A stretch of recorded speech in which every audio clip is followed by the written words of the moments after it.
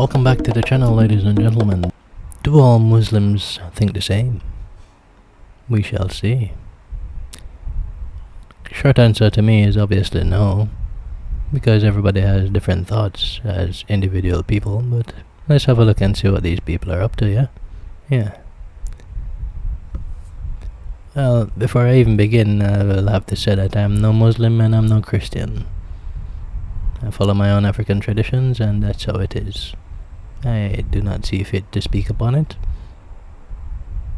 other than suffice to say that I have done my own religious studies and quite comfortable with my African spirituality, and therefore I follow no religion. Let's get into this.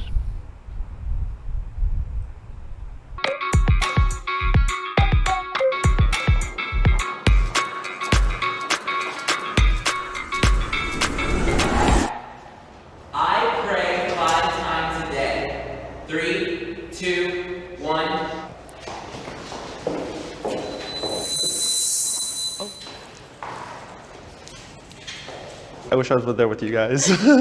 Like honestly, it just gets really hard. Like it's just 5 times a day and it's like spread throughout the day. We all live like young professional lives and it gets kind of in the way. And if I could quantify it, I'm averaging about 3 out of 5 prayers. I think I will find myself in prayer more when I'm in desperation. It's not something that's subjective. I know we should be all praying as a requirement. I just want to say it takes Something about that guy with the sprained wrist right there that tells me he's going to probably be the more logical one in this equation. Let's continue. It's a lot of guts to be honest and say that. I honestly believe that if you feel it in your heart that you have a strong relationship with God, God will have mercy on you with whatever you're dealing with, so. Being on this line doesn't mean it's like a piece of cake Exactly. to do the 5 daily prayers. It is a struggle, it's a challenge. I was working in a corporate environment where I could not comfortably find a space, so I'd have to go pray in the car or in the parking lot. So it is a challenge, but yeah.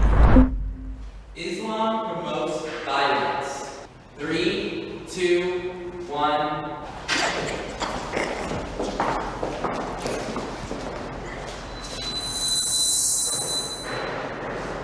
We're not allowed to cut down trees during war. We're not allowed to hurt children and mothers. We're not allowed to hurt our own prisoners. I think I can smell shite. And when people associate terrorism, something so disgusting with Islam, it hurts me because ISIS targets Muslims more than they target anybody else. So yeah, well, the first point she made there might have been some bullshit. The second point she made, I kind of agree with that, because after 9/11 there's a lot of hatred against the Muslim community, and this was because of a lot of the propaganda that took place during that time. Of course, everybody believes Osama bin Laden was the one who did it, and I always question if it is Osama bin Laden who did it and was in Afghanistan. Why was Iraq the first place you invaded? And you never got to Afghanistan until many years later. Yeah, nobody want to get into that, huh? Yeah. The fact of the matter is, ISIS does target Muslims. As to what ISIS is and where ISIS came from is another story that is shrouded in conspiracy. Some say conspiracy theory, but it's simple conspiracy. It is what it is. So yeah, first point I disagree with her. Second point, yeah, sure, I agree with that. There's a lot of hatred that was generated from 9/11 toward the Muslim community.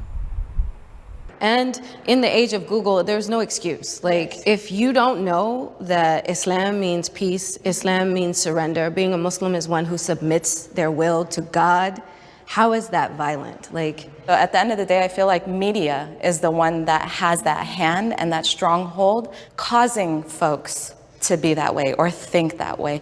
I guess I literally listened to the prompts, does Islam promote violence? And I'm only speaking not from my personal perspective, but just from trying to understand how discussions about this religion can be used to defame it, to justify terrorism per se. When somebody says, and for the record, kill a non-believer, Let's acknowledge that sentence. And if we're going to reach a conclusion and a solution with somebody who does think this way of us and our faith, we need to understand their argument thoroughly.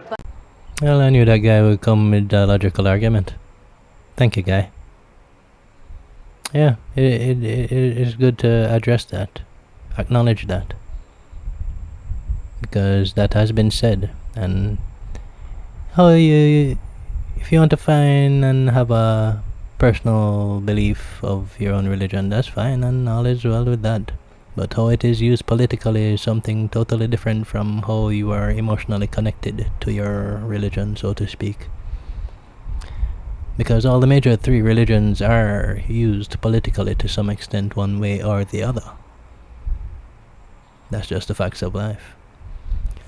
The way it is used politically in the Muslim world, in the Arab world, that you guys do not exist in. Yeah, and therefore you have the privilege to say these things. So therefore it doesn't apply to your idea of what Muslim is. That's clearly a Western thought. But the fact of the matter is, in the Arabian world, the Muslims have killed non-believers many a times.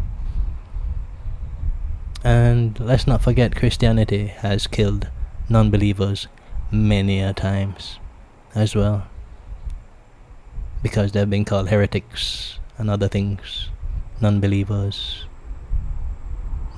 Sounds familiar? Yeah? Pagans? Yeah? Let's continue. I disagree with what you just said. I really do, because I read the Quran every day as a practice. And not once in 2019 have I yet gotten to a verse about violence. All of them about mercy of God, turn to God, God is with you. To me, that's an emotional connection. Okay, I understand. That is an emotional connection to my Creator. Sure. And I'm not going to allow anybody to take that away. I'll take My emotional connection. Give me a break. Call me an asshole, but yeah, so you go. the statement that you Please. could kill the non-believers. At the time of the Holy Prophet, the Muslims were in danger. They were the Correct. minority, right? That's what I'm saying. So, but it doesn't necessarily mean that because we are in danger that whenever there's a non-believer, we kill them. What non-believer refers to are like the Meccans, or like the people that were actively going against Muslims and trying to harm us and stuff. And I wanted this healthy discourse. Yes, and because I I agree dwell with you. upon that other perspective. I didn't grow up proud of those verses because I didn't understand them. Yeah, but and now that I do several have times- full understanding, I know that it's important to keep not a one-dimensional perspective, but not even accept the others, but thoroughly understand it. Shit, I already made my point regarding that matter. But yeah, thorough understanding would be good. That might just help. Maybe. The job should be mandatory. 3, 2, 1.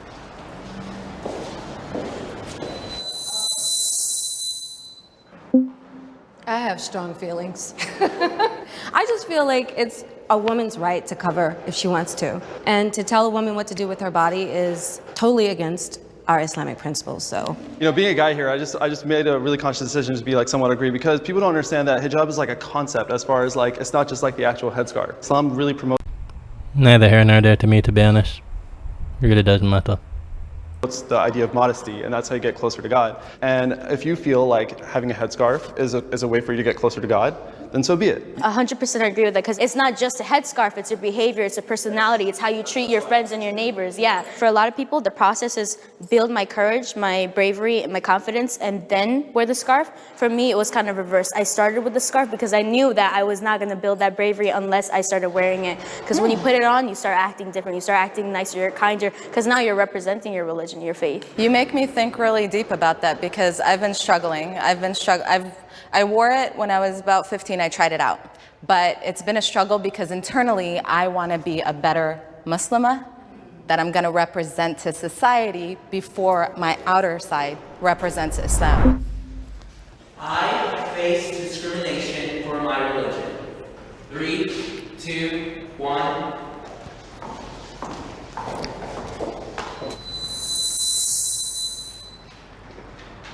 Though I'm not a traditional Muslim female, I don't wear the scarf. When I was younger, I'd be walking home from the masjid with my mom. She wears the hijab. This was before September 11th even happening. She would get teenagers in cars driving by, spitting on us, cursing at us. She would always say, just brush it off. Well, if that's a true story, that's pretty fucked up. Gots to say. Yeah, most people wouldn't be turning the other cheek on that one, you know, practicing good old Jesus walks. What's just turn the other cheek? As we got spit upon and people throw bottles. Yeah. Though actually I had to sit down when that take place, is it? That not gonna work too well. When you show that you're a Muslim in any way, people kind of like you get those glances every so often. But what happened was that after like all this like election things happened, it's funny, people who you grew up with, people who you knew your entire lives are kind of looking at you a little differently. You know, so that kind of threw me off a little bit. I was like, wait a second, like, you know me. I didn't think this would be an issue, you know? I personally have not experienced explicit discrimination. I conveniently can shave my beard and try to compensate almost, and it's sad to admit, but I know it's not my job to create a comfort space for another person. However, I would say that if you do guys confront it explicitly, try to think of it as an opportunity to teach as opposed to reacting with emotion. I think it also depends on what the encounter is. Like I had a beer bottle thrown at me after 9/11. I'm not gonna go confront that person and be like, hey, let's build bridges. Right. Like it's not, no. But if there's someone who's got a little bit of an attitude or, you know, misconception, I'll work on that. I'm of the belief you keep your bloody religion to your bloody self. How about that? And stop shoving it in anybody's face and trying to teach anybody about your bloody religion. How about that? You ever tried that? Muslims? Try that? I'd say the same for Christians too, but I'll get to that video another time. Fact of the matter is, I believe what I believe in and I don't see the need to push it on anybody. So I go. Women are equal to men. 3, 2, 1.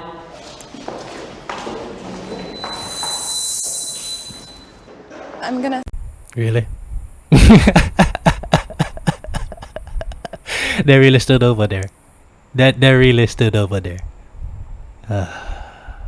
somewhat change mine. Wow. I had to think about it. So the reason I sit on agree and not strongly agree is that my understanding of human beings is that that women and men in general have different roles. You know, men cannot bear children, women do. In Islam, there's no discriminatory thing. There's nothing that a man can do that a woman cannot. And if I stick a pin right there and say, hold your horses, little lady. I'm not sure where you're going with that argument, but you missed me. You missed me very, very much with that argument. What does the Quran have to say? Well, men are the protectors and maintainers of women because Allah has given one more strength than the other, and because they support them from their means. Now, how you want to interpret this is up to you, and the fact of the matter is, when it comes to inheritances, the male generally gets more than the female in Muslim tradition. So miss me with the bullshit. Don't know where the hell you come from with that bullshit, but continue with your bullshit. And I don't have to prove otherwise except to cite in the Quran when Allah addresses us, believing men and believing women. Same level. No, disagree. I read the Quran. Verbatim. So you can't tell me. This, in the court of law, the No. Quran explicitly states I'm sorry. 2 female witnesses carry the weight of 1 male. And that's why I stood over there. I personally feel, and if it were up to me, it would be 50-50. There is no discrimination on my personal bias, but why? I'm noticing a trend where they're not allowing this guy to complete his train of thought, and everybody is allowed to make their point without being interrupted, but they seem to be interrupting this person for some reason. I wonder why that is. Again, I'm acknowledging that the Quran prescribes something here, right? No. In Islam, we do get equal opportunities. Scientifically, no, we're not equal. Because men can do things physically that we can't do. Women can do things that men can't do. So my question would be, what aspect are we discussing? Sure. Personal belief versus Islamic belief versus societal belief, that's 3 different things. If I'm saying personally, I believe women can be greater than men. I believe women have... Islam says that. I'd love to know where in the world she heard of Islam saying that, because I've never heard of Islam saying that anywhere in what I have read. But maybe that's just me. However, can we acknowledge one thing? Islam promotes that completely, yeah. You can be Muslim and part of the LGBT community. 3, 2, 1.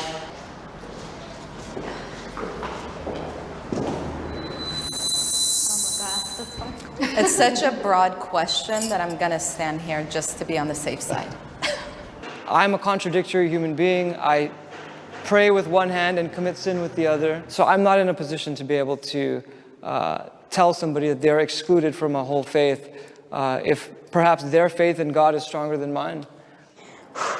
Okay, so you can be anything and be a Muslim, but I guess the reason I'm standing here is because Islam is a law about the progression of the human race and about what is natural and what is not. Islam doesn't necessarily support like the lifestyle of the LGBT community. However, they do support them as human beings, and that is something like it's something that I've struggled with because they have my 100% love and support. I take a bullet for anybody. I don't care what their sexual orientation is. My best friend, he's gay, and we've had these conversations before, and he's told me that, you know what, Husna, I love you for you. I love you for everything that we've been through together. I don't care what it is that you stand for, and that's, So your friend loves you for you and doesn't care what you stand for.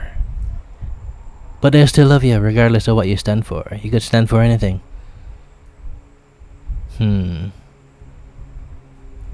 Yeah, notice some deflection going on there as well, but so you go. It's really comforting to know that you don't have to support a lifestyle to support a human being, to love a human being, and to love people unconditionally. I love what you said. Yeah, and that's Both Christianity and Islam is very clear that they are not into the LMNOP activities, whatever you like to refer to it as. I'm Jamaican, so I definitely don't support those things myself. So, the Alphabet Crew, yeah, it's all good. You do what you do. You have your support in America. Your cause is doing all well, as Dave Chappelle said, Most people are jealous of your cause because they're doing so well. Keep doing your thing. That's why I'm here, because the prompt was, can you be LGBTQ and Muslim? And yes, you can be anything and Muslim. If we're gonna get into the logistics of lifestyle practices and the core of scripture, yes, there are different lifestyles or things that are asked for in scripture, but there's nothing that says they are not welcome in the faith, they are not welcome in our houses of worship, they cannot pray, they cannot stand beside us, they don't fast. They are people. It's very hard, I would say, to be a Muslim and part of the community.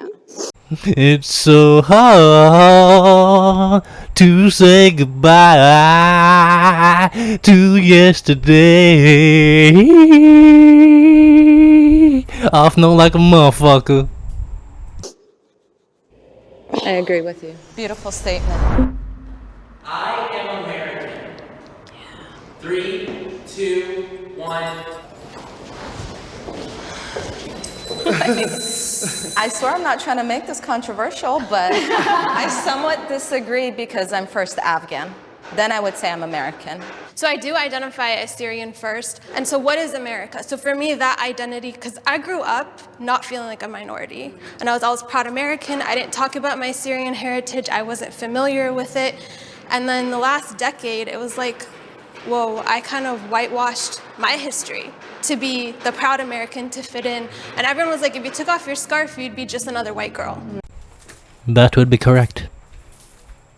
It's just, there's a battle. Like, I'm proud American, but it's like, what does American mean right now? Yeah. With everything that's happening. As a Muslim who just happens to be black in America, I've never not known this to be my country, because Yes. that's what this country was founded Yep, on. that's my being heritage. able to be who you are, having the freedom to be that and not feel persecuted. Why the fuck you lying? Why you always lying? Oh my god, stop fucking lying. And so, yeah, that's how I live my life. And I'm not going to let anybody force me or talk me into thinking differently. It seems some people's view of how the country was founded versus how the country was actually founded are two different things. Apparently there is some emotional connection to how this country was founded that is based upon whatever she believes that is, which is a blatant lie. But apparently it is her truth. So what can I do about that? I'd say she's lying, but I mean, if that's her truth, then you do you.